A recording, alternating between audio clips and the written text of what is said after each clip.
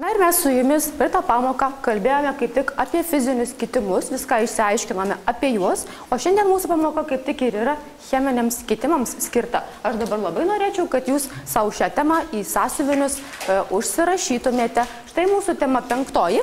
Cheminiai medžiagų kitimai. Ar jau visi užsirašėte? Dar noriu priminti, jeigu jums kils kokių klausimų, nepamirškite, kad jūs tikrai galite klausti, kelkite ranką ir klauskite, jeigu kažkas neaišku. Na ir dabar pabandysime šią temą mes išsiaiškinti visi kartu, jūs padėsite man. Bet mūsų uždavinukas šiandien pamokos yra štai toksai.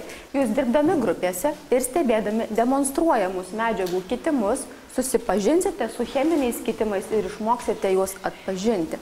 Tai, ką mes šiandien su jumis veiksime. Pradžioje visi kartu pabandysime išsiaiškinti, kas tas yra medžiagos cheminis kitimas, kaip jisai atrodo, kokie yra jų pavyzdžiai, kodėl tie kitimai atsiranda, o galiausiai dirbsime dar grupelėmis ir naudosimės tam tikrom dar demonstruojamom medžiagom. Ir matau, kad jau pasiruošę savo dienoraščius. Dabar atsiverskime juos visi. Na ir noriu priminti, kad dienoraštėje jūs užsirašote tai, kas jums sekėsi, ką galbūt dar reikėtų truputėlį patobulinti, pasimokinti ir galiausiai trečias skiltis, kur žalia spalva pažymėta, tai tai, ką jūs supratote, padarėte gerai. Na ir dabar štai pirmiausia, ką pabandykite įvertinti. Ar jums pavyko atpažinti cheminius kitimus? Taigi, cheminių kitimų atpažinimas. Jeigu tikrai sekėsi puikiai, tuomet galbūt prie žalios spalvos. Jeigu kažkur buvo klaidelė, buvo neaiškumų jums, tai tuomet prie geltonos. Toliau pagalvokime apie fizinių kitimų atpažinimą. Ar tikrai sekėsi pažinti fizinius kitimus? Mes žiūrėjome, kas vyko virtuvėje, taip pat buvo pavyzdžių šiek tiek parodyta, tai fizinių kitimų atpažinimas. Ir dar norėčiau, kad jūs pagalvotumėte, ar jūs tikrai žinote, kokie yra fizinių ir cheminių medžiagų kitimų požymiai, pagal ką galime atskirti, kur fizinis, kur cheminis kitimas. Taigi, fizinių ir cheminių kitimų požymiai. Kas kam būdinga? Pagalvokite savo. Dabar matau, kad visi rašėte prie geltonosios ar ne srities. Gal galite pasidalinti savo mintimis, o kodėl būtent prie geltonos? Kas ten jums konkrečiai buvo neaišku toje vietoje? Aš manau, kad sunkiau kažkiek reikia pasimokyti, nes vis tiek tų požymių yra nemažai, tai reikia namuose daugiau pasistengti ir... Tai ne visada pavyksta gal teisingai atspėti. Negalima gal žymėti vien tik prie žalios, kad jau tobulai išmokau, nes dar ne taip gerai išmokau, kad... Dar netvirtai dar jautiesi. O dabar aš norėčiau, kad mes paimtume kitokią rašymo priemonę, kitokią spalvą. Aš norėčiau šį kartą įtraukti į mūsų dienoraštį ir tai, kaip jums sekėsi dirbti grupėje. Gal paskolinkite vieni kitiems, jeigu kažko dar trūksta, neturite spalvos. Na, kokie jums patinka, gali būti tušinukas, pieštukas, planas. Įsivertinkite savo vaidmens grupėje atlikimą. Kaip jums sekėsi jį atlikti tą jūsų vaidmenį? Kažkas buvo raštininkas, kažkas vadovavo, kažkas atsakingas už tvarką. Jei tikrai pavyko atlikti savo vaidmenį, puikiai pavyko galvoti prie žalios srities.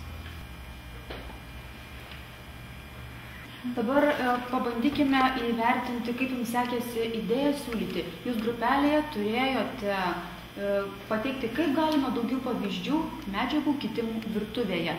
Prisiminkite kiekvieną save, ar tikrai pasiūlėte kažkokį pavyzdį, ar jis tikrai buvo geras. Ir įvertinkite savo pasiūlytus pavyzdžius ir jų skaičių.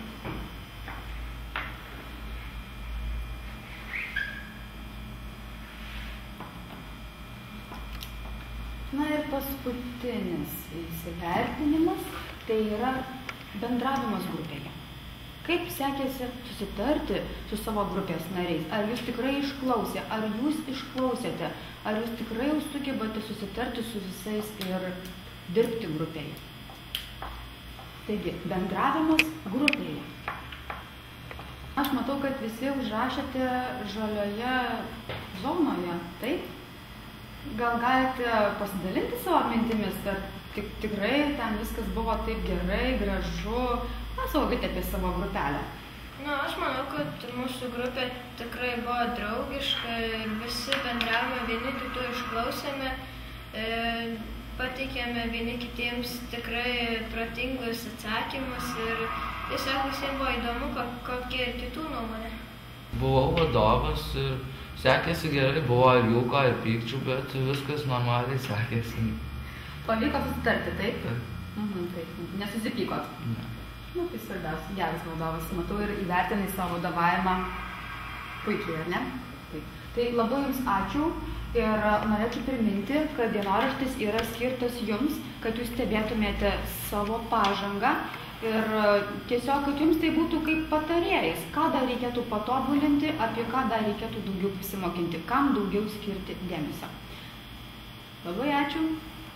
Dienoraštyje mes tiesiog susižymėjome šviesoforo spalvas ir kiekvienos pamokos gale mes mokytoja lentoje parodo visus mūsų uždavinius pamokos ir mes prie tų kaip spalvų šviesoforo susirašome, ko mes gal visai nesupratome, ką mes įsisavinome, bet dar mums reikia suprasti ir ką mes tikrai puikiai žinom.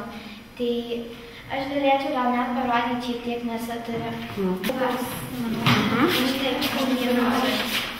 Kadangi tai yra kiekvieno asmeninis dienoraštis, tai mes jį puošiame kaip mes tik norim, ar papuošiam viršelį, ar čia kažką tokio panašaus.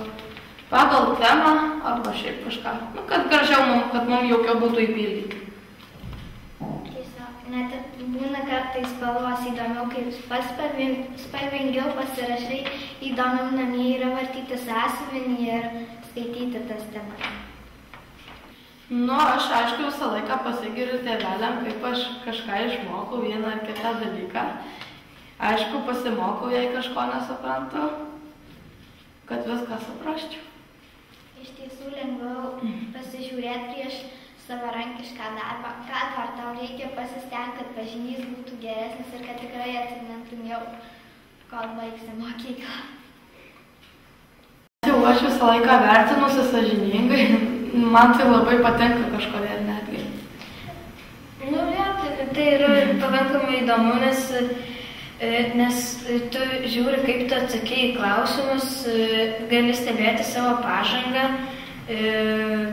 Nu, jeigu nori pažiūrėti, kaip tau tose pamokose sekasi, tai gali stebėti ir ką išmokai, kas tau sunkiau, tai tą dar pasimokyti namuose. Ir tiesiog įsivertinti, kaip tu tai išmokai ir tau reikės dar daugiau mokytis. Aš irgi manau taip kaip Rokas, būtent, kad galėtum pamatyti, ko tu dar nemoki, ką tau dar reikia įtverti. Įsivertinimui naudoju dienoraštį. Sugalvojau visiškai neseniai pritaikyti šį būdą, bet mokiniams jisai iš tikrųjų patiko. Ir kiekvieną skyrių, naują skyrių, besimokindami, mes jūs pasigaminsime vis naują dienoraštį. Ir be abejo, jisai yra pildomas po kiekvienos pamokos. Mokiniai jame užfiksuoja tai, ką jie pamokoje atliko, kas jiems sekėsi, kas nelabai, ką reikėtų dar patobulinti. Jo tokia ir struktūra, kad kaip tik jiems būtų nesunku nuspręsti, ar jiems tikrai pavyko kažką išmokti, sužinoti, o gal kažko dar ir dėja ne. Jisai yra skirtas būtent vaikams, dėl to jis ir vadinamas dienoraštis, kad jie užrašytų savo pasiekimus, savo problemas į jį ir, aišku, nepamirštų, ką reikėtų patobulinti, apie ką dar daugiau pasiskaityti, o kas sekasi, bet aišku, taip pat to neapleisti. Šį metodą aš pasiskolinau vieno seminaro metu, mes taip pat turėjome pildyti dienoraštį, truputėlį buvo kitoks, bet aš jį supaprastinau, kad būtų aiškesnis vaikams. Aš sužymėjau 3 skiltis skirtingomis spalvomis, raudona, geltona, žalia, ir jie supranta, ką tos spalvos reiškia. Raudona dar reikia tobulinti, dar neaišku, nesiseka, geltona jau suprantu, bet dar yra neaiškumų, kyla klausimų, o žalia jau viską supratau ir galiu atlikti pats, galbūt jau ir kitiems padėti.